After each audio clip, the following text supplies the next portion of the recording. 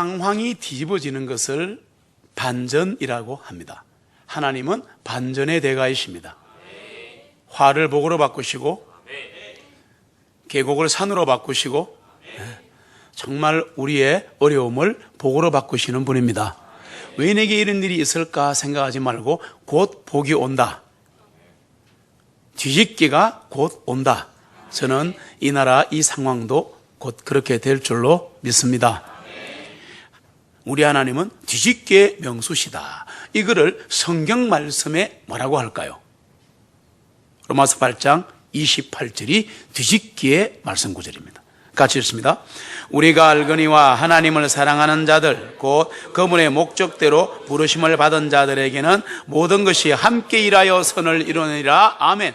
함께 일한다, 협력한다. 하나님을 사랑하는 자들, 그분의 목적대로 부르심을 우리는 받은 자들입니다. 그러면 모든 것이 다 어우러져서 선을 이룬다. 결국은 선하게 된다. 그 말입니다. 이 로마서 8장 28절의 말씀을 드라마처럼 보여주는 구약 성경이 있습니다. 뭘까요? 그게 바로 오늘 읽은 에스더입니다. 반전의 반전입니다. 손에 땀을 쥐는 소설 같아요. 이 구약 성경 에스더서는 한마디로 반전의 역사이다. 포로에서 왕비가 되고 죽음 직전에서 국무총리가 되고 죽임당할 위기에서 죽이는 자리로 가고 그리고 천한 자리에서 존귀한 자리로 바뀌는 끝까지 손에 땀을 쥐는 반전 드라마가 에스더기입니다. 근데 이 에스더기에는 집에 가서 찾아보시면 하나님이라는 단어가 한 번도 나오지 않습니다. 단 한 번도 나오지 않습니다. 그런데 하나님이 역사하십니다. 우리 인생과 똑같습니다. 보이지 않는다고 하나님이 인도 안 하시는 것이 아니라 하나님은 보이지 않아도 우리 길을 인도하고 계신다. 그게 에스더기의 교훈입니다. BC 587년 강대국 바벨론에게 예루살렘이 함락당합니다. 왕부터 수많은 이스라엘 백성들이 포로로 끌려갑니다. 40년의 세월이 흐른 후에 왕이 마음이 풀려서 돌아갈 사람은 돌아가라 그러는데 문제가 생겼습니다. 왜? 언제나 그렇습니다. 1, 2년 같으면 보따리사가 오면 되는데 아무리 끌려간 나라라도 3천리나 멀리 있습니다. 그 먼 곳에 끌려가가지고 40년을 벌써 손자가 났어요. 나이 많은 사람은. 그러니까 그곳이 터전이 돼버린 거야. 하나님은 그걸 아시는 거예요. 그래서 돌아갈 자들은 돌아갔습니다. 그러나 돌아가지 않고 그곳에 터전을 삼아 있는 자들은 먹고 살아야 하는 인생 문제가 있습니다. 많은 사람이 돌아가지 않았습니다. 오늘 그 얘기입니다. 근데 그때 유대인들은 성전이 있어야 살아갈 수 있었어요. 지금하고 달라요. 눈에 보이는 성전이 있어야 돼요. 지금은 우리가 성전입니다. 우리가 교회입니다. 그래, 우리는 서로 보고 살아야 돼요. 그러나 그때는 진짜 성전이 있었어요. 근데 사라져버렸어요. 너무너무 힘들어한 겁니다. 예배를 할 수 없는 상황이라. 성전도 없고 왕도 없는 이방 땅에서 어떻게 하나님을 섬기며 살아야 하나. 이게 그 당시 디아스포라, 흩어진 유대인들의 고민이었습니다. 그래서 포로로 끌려간 유대인들이 이렇게 소리쳤습니다. 시편 137편에서 그들의 마음을 토로합니다. 같이 읽습니다. 우리가 바빌론의 여러 강변에 앉아서 참으로 우리가 시온을 생각하며 울었도다.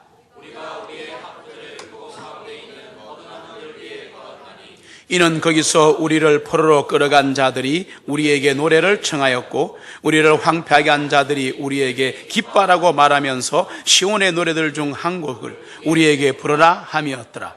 우리가 어찌 타국 땅에서 주님의 노래를 부르리까. 아멘. 낯선 곳에서 하나님의 백성으로 살아가는 삶이 그리스도인입니다. 왜 이렇게 이 땅이 힘든가? 이 땅이 다행이기 때문입니다. 이곳은 우리 고향이 아니에요. 우리의 본향은 하늘입니다. 예수 믿고 구원받고 나면 그 본향을 그리며 살아갈 수밖에 없는 존재입니다. 그렇지 않고 자꾸 땅을 향하여 가다 보면 하늘과 땅의 양쪽에 끌려가야 되기 때문에 몸과 영혼이 찢어지는 거죠. 마음이 아픈 거죠. 그러다가 어느 날 다운돼 버리는 겁니다. 그냥 하늘을 바라보십시다. 성경을 보시면 타국 땅에서 살아간 삶들의 삶으로 가득 차 있습니다. 첫 번째 성경의 창세기에 요셉 이야기가 등장합니다. 요셉도 10대 중반에 재벌이요 족장이었던 아버지의 사랑을 독차지했지만 형들의 모함으로 노예 도장을 찍고 머나먼 미디안 땅으로, 이집 땅으로 팔려가서 거기서 종살이하고 젊은 10대, 20대를 감옥에서 보내고 30대가 되어서야 하나님의 부르심을 받습니다. 성경의 이런 나그네 길의 이야기는 낯선 땅에서 나그네 삶을 살아가는 우리에게 들려주시는 이야기다.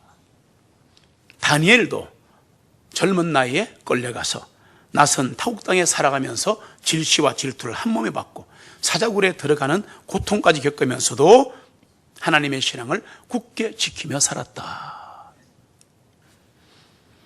에스라, 느헤미야, 그 다음에 나오는 에스더서, 이거 역시 이방 땅에 살아가는 나그네 인생길을 우리에게 보여줍니다. 어떻게 살았을까? 왜? 이들은 속국입니다. 그러니까 자유롭지 못하고 장사도 제대로 못하고 겨우겨우 자리 잡았는데 놀라운 일들이 일어납니다. 에스더와 그녀의 동족 유대인이 살았던 시대는 페르시아 왕국이 통치했던 굉장히 유명한 시대입니다. 왕의 이름은 아하수에로입니다. 127개 지방을 다스리는 거대한 제국의 황제였습니다. 이날 이제 어느 날 아수에로 왕이 수산 궁궐에서 큰 잔치를 베풀었는데 잔치를 마지막 날 아수에로 왕이 이런 마음이 들었어요. 야, 내 왕비가 아름다운데 백성들에게 보여주면서 폼 좀 잡고 싶다. 그래서 왕비에게 오라고 그래라. 그랬더니 이 와스디 왕비가 안 갔어요. 왕이 경노합니다. 그래서 왕비를 폐시켜버립니다. 3년이 흐릅니다. 아, 내가 너무 감정으로 행동을 했구나. 그래서 그러나 끝났죠.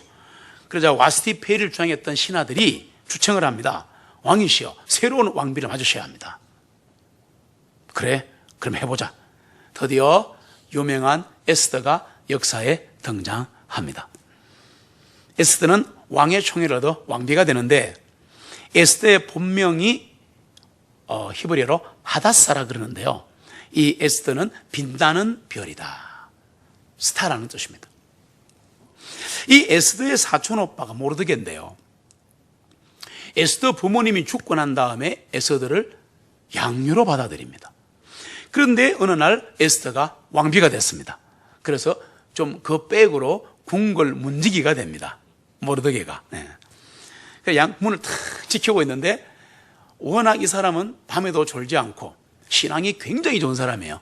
그래서 이 지켜라 그러면 밤에도 절대 졸지 않고 옆에 있는 군사들은 자는데 이 사람은 잠을 자지 않습니다. 참 이렇게 살아야 합니다. 누가 보든 안 보든. 그래 참 지키고 있는데 밤새도록 지키다 보니까 갑자기 넷이 두 사람이 뒷문에 탁 와서 뭐라고 소곤소곤 하는데 들어보니까 와, 아수에로 왕을 죽여버리자 이런 모함을 하는 거예요. 그래 듣고 이거를 연통을 넣어서 에스더에게 소식을 전합니다. 이런 일이 있었단다. 그래 왕이 받고는 그놈들을 잡아 죽여버렸어요. 그리고 이 일이 궁정일기에 기록이 되어 있습니다. 시간이 흘러갑니다. 역사의 드라마에 보시면, 성경에 보시면 유대민족을 절대 절명의 위기로 몰아갈 페르시아의 2인자 하만이 등장하는데, 하만은 사탄의 상징입니다. 그래서 이 하만이 유대인 전체를 죽이려고 계획을 짭니다. 왜냐? 들어보세요. 자신이 높은 신분과 영광에 도취합니다. 하만은 제2인자입니다. 왕 밑에 최고의 권력자입니다. 그래서 수레를 타고 탁 들어가는데 문지기에 불과한 수위입니다. 수위. 이 모르드게가 무릎을 꿇지 않는 거예요. 이 구약 시대는 높은 사람이 오면 무릎 꿇었든지 이렇게 손을 엎드려야 하는데 모르드게는 창 들고 탁 서가 있었습니다. 기분 나쁘죠? 굉장히 분노합니다. 그래서 저놈이 누구냐? 그러니까 유대민족 출신입니다. 그래 유대민족 전부를 죽여야겠다. 소수민족이니까. 음모를 꾸밉니다. 그래서 자신의 업무를 숨긴 채 아수르 왕에게 유대민족을 말살할 정책을 건의하고 법령을 얻어내고 칙서를 받아냅니다. 왕이 도장을 찍어버립니다. 못 바꿉니다.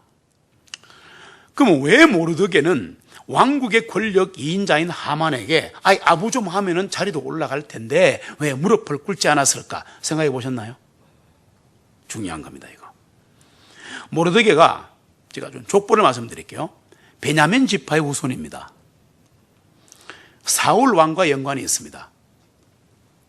하만은 아각 사람이에요. 아각이 누구냐 하면 사울 왕에게 사로잡혔던 아말렉 왕의 이름이 아각이에요. 그러니까 옛날에 부모끼리 한판 했던 거예요, 말하자면. 그리고 이제 후손끼리 붙는 거예요. 재밌습니다.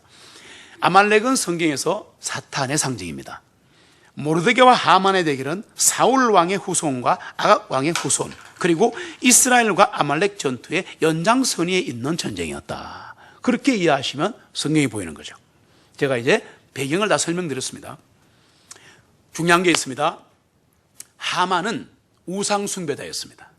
이거를 알고 있던 모르드게는 신실한 신앙인이기 때문에 죽어도 내가 너에게는 무릎 꿇지 않겠다는 게 있었다는 거예요. 읽어보시면 압니다. 이 절개 신앙으로 인해 모르드게뿐 아니라 유대민족 전체가 몰살당할 위기에 처합니다. 지금 하만의 권세를 부리고 사탄마귀가 상케려고 하는 지금 대한민국에 사는 우리들에게 모르드게의 신앙은 놀라운 귀감이 되는 겁니다.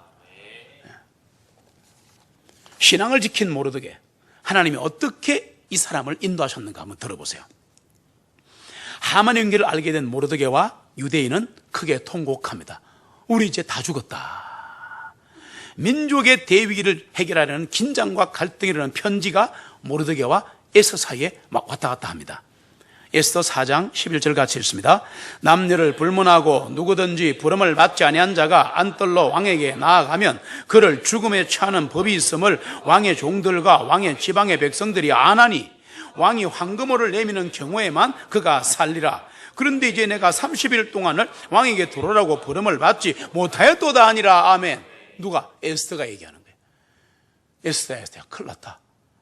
이 지금 난리가 났다. 우리 다 죽는다. 그러니까 왕비도 한계가 있는 제국 시대이기 때문에 이 얘기를 한 거예요. 왕이 들어오라 그래야 제가 들어가지. 안 부른 데 가면 저 죽어요. 아빠. 이래 된 거야. 그래서 이 말을 들은 모르드게가 어쩔 수 없지 그런 게 아니에요. 경고를 합니다. 모르드게가 에스더에게 대답하도록 명령합니다. 너는 왕의 궁궐에서 모든 유대 사람보다 잘 피할 수 있을 것으로 생각하지 마라. 네가 거기 있다고 해서 안 죽는 줄 아나? 결국은 너 유대인이면 네 죽어. 그러는 거 아니야. 높은 자리 있고 잘 됐을 때 하나님을 생각하고 민족을 생각해야지라고 다 도전장을 내밉니다. 계속해서 모르드게가 이렇게 경고를 합니다. 에스더 4장 14절 같이 읽습니다. 이는 만일 이때 너까지도 잠잠하면 유대 사람들은 다른 곳으로부터 해방과 건드림을 받을 것이나 너와 내 조상의 집은 멸망을 당하리라. 네가 이때를 위하여 왕국에 들어오게 되었는지 누가 알겠느냐 하니라. 아멘. 너가 그런 높은 자리에 있으면서 네가 입 다물고 있어. 그러면 우리는 하나님이 구출하시고 너는 어찌 될지 아무도 몰라. 네가 그렇게 자라서 하나님의 사람이라면 지금 두려움을 지금 갖고 이렇게 말해가 되겠냐? 그러나 사실 엄청난 두려움이죠. 그저 이렇게 다른 피해를 좀 본다거나 재산을 뺏기는 게 아니라 목숨을 잃는 상이지 않습니까? 그리고 잘 들어보세요. 에스더는 이제 왕비가 됐습니다. 이거 이해가 돼야 돼요. 왕의 아내예요. 유럽을 다스리는 절대 군주의 왕비입니다. 입 다물고 있으면 죽을 때까지 그냥 괜찮은 거예요. 언제나 상은 이렇습니다. 느헤미야도 그랬고 다니엘도 그랬고 다 그랬습니다. 네. 경고를 받자 에스더가 마음을 바꿉니다. 4장 16절을 같이 읽습니다. 가서 수산에 있는 모든 유대 사람들을 모으소서. 여러분은 나를 위하여 금식하되 3일 밤낮을 먹지도 마시지도 마소서. 나와 나의 여종들도 마찬가지로 금식한 뒤에 내가 법대로 아니하고 왕에게 들어가리니 만일 내가 죽으면 죽으리다 하니라. 아멘. 함부로 이 구절 써먹지 마세요. 하나님 제가 죽으면 죽겠습니다 이렇게 말로 하는 게 아니라 모든 걸 걸고 이 말을 해야 기도 응답이 되는 거예요. 그리고 그 전에 3일 금식기도 하잖아요. 온 유대민족이 3일 금식기도. 그리고 왕궁에 있는 유대인이 아닌 페르시아 제국의 그 이 왕비의 시녀들도 전부 다 금식기도 같이 하자 이래 된 거 아닙니까? 그래서 하나님이 역사하시는 거예요. 여러분, 큰 위기에 처하면 기도를 해야 합니다. 회개 기도를 해야 합니다. 금식 기도 해야 합니다. 그런데 지금 위기에 처한 대한민국과 한국 교회 앞에 기도만큼 중요한 게 하나 있다. 뭔지 아세요? 일어서는 겁니다. 일어서는 거예요. If I perish, I perish. 이게 죽으면 죽으리란데 이 perish가 뭔지 알아요? 멸망하다는 뜻입니다. 영어서 찾아보시면 내가 멸망하면 내가 멸망당하리라 그러면서 왕에게 들어갔듯이 우리도 각자가 처한 위치에서 주님이 명령하시면 그 일을 위해 일어서야 하는 겁니다. 기도만으로 되지 않습니다. 알릴 것은 알리고 막을 것은 막아야 합니다. 느헤미야처럼 일하면서 싸우고 싸우면서 일해야 한다. 양쪽 다 놓칠 수 없다. 지금 가정도 중요하고 직장도 중요하고 하나님 일도 중요하다. 맞습니까? 네. 지금은 영의 전쟁이요 실제 상황입니다. 아마겟돈 전쟁이 지금 치열하게 벌어지고 있는 상황입니다. 우리 왕비 에스더 죽기를 각오하고 왕 앞에 나아갑니다. 바로 그때 하나님의 은혜로 왕의 총애를 받습니다. 왕이 황금호를 내밀어서 왕의 마음을 움직입니다. 놀랍지 않습니까? 왕의 마음을 움직이시는 하나님을 찬양합니다. 불가능은 없습니다. 여러분, 없습니다. 저런 사람에게 내가 그러지 말고 기도하고 나가면 하나님이 그 사람 마음을 움직이는 거야. 이게 그리스도인의 사업이라. 이게 그리스도인의 직장이고 이게 그리스도인의 학교고 확신을 가지고 하시면 됩니다. 그리고 응답이 왔을 경우에는 그냥 죽든 살든 나가버리는 거야. 그러면 왕이 어떻게 한 줄 알아요? 황금호를 내미면서 너무너무 왕의 눈에 어여쁘게 보이게 하나님 하시는 거야. 성경에 보니까 그 왕이 이렇게 말합니다. 내 뭐 죽고 제국의 절반이라도 달라면 줄게. 이건 남자의 애정 표현인데 주세요 그러면 죽습니다. 지금 제 말을 이해하셔야 돼요. 그 말이 아니에요. 딱 이 손을 가지고 봐야 됩니다. 아, 그래요? 절반 주세요. 어느 왕이 자기의 왕국 절반을 주겠습니까? 어느 재벌이 일단 반 떼갖고 아내에게 주겠습니까? 안 됩니다, 이거는. 그러니까 지혜로워야 되는 거예요. 그렇게 하지 않습니다. 왕이요, 그저 제가 베푸는 집 잔치 한번 와주세요. 이러는 거야. 기도한 대로 탁 가는 거야. 지혜롭기를 축복합니다. 지혜로우셔야 돼요. 그래서 에스더는 왕을 위하여 잔치를 베풀고 그 자리에 하만도 오게 합니다. 작전을 짜는 거예요. 이 하만이 어리석어 가지고 왕비가 자기를 초청하니까 막 우쭐해진 거야, 이게. 그래가지고 자, 이제 모르드게를 확실히 죽여야 되겠다 이렇게 생각하고 사건은 지금 막 진행이 막 되는데 어느 날 아하스웨로 왕이 잠을 잡니다. 이 잔치 끝나고 이제 잠을 자는데 잠이 안 오는 거야, 왕이. 그래, 안 되겠다, 얘들아, 그 궁중 일기 좀 갖고 와봐라. 좀 읽어보자. 그러고 시간이 나니까 이제 일기에 있는 거야. 궁중에서 일어난 일을 적어 놓은 겁니다. 쭉 읽다가 보니까 모르드게란 이 수위 문지기가 이런 일에 내 목숨을 구했네. 왜 빨리 안 알렸노?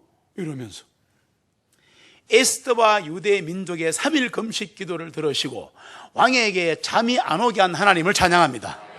이런 일이 우리에게 일어나야 됩니다, 여러분. 하나님이 하시는 거예요.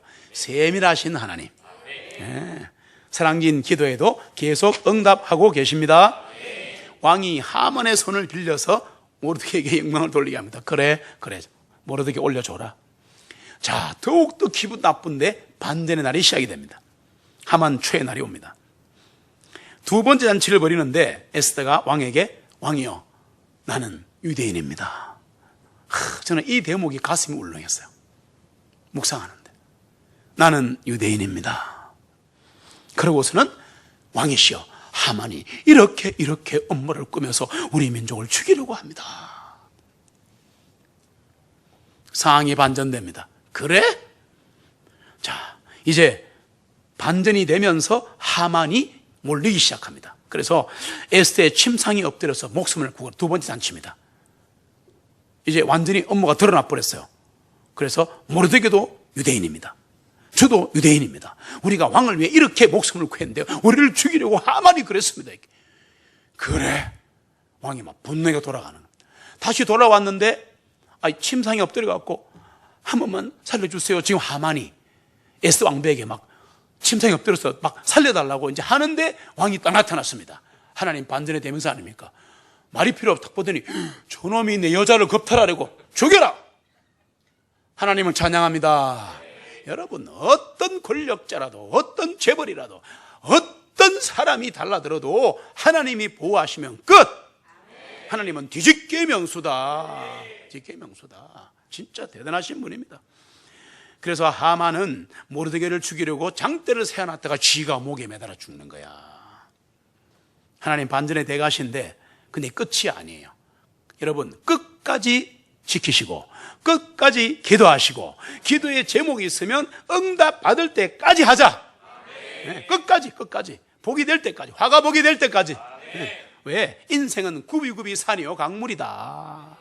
하만은 처형됐는데 끝난 게 아니야.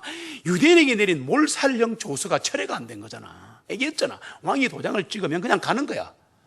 유대인 다 몇월 며칠 죽여버려라 이래 돼버린 거야. 그래 왕한테 얘기를 하는데 왕이 아니 그건 나도 어떻게 못한다. 어떻게 하면 좋겠니? 기도하고 왕이시여 눈물로 간청합니다. 그러면 유대인들의 지위를 인정한다는 조서를 내려주세요. 그리고 우리도 무기 들게 해주세요. 그걸 알 수 있지. 유대인의 우리 제국에 있는 모든 유대인들의 지위를 내가 보장한다. 그리고 총칼 들 수 있다 한국말로 찍어본 거예요. 유대인을 공격하던 자들이 다 죽고 하만의 집의 가족도 다 죽여버리고 이 성례날을 기념하는 것을 부림절이라고 하는 겁니다. 그게 부림절입니다. 예.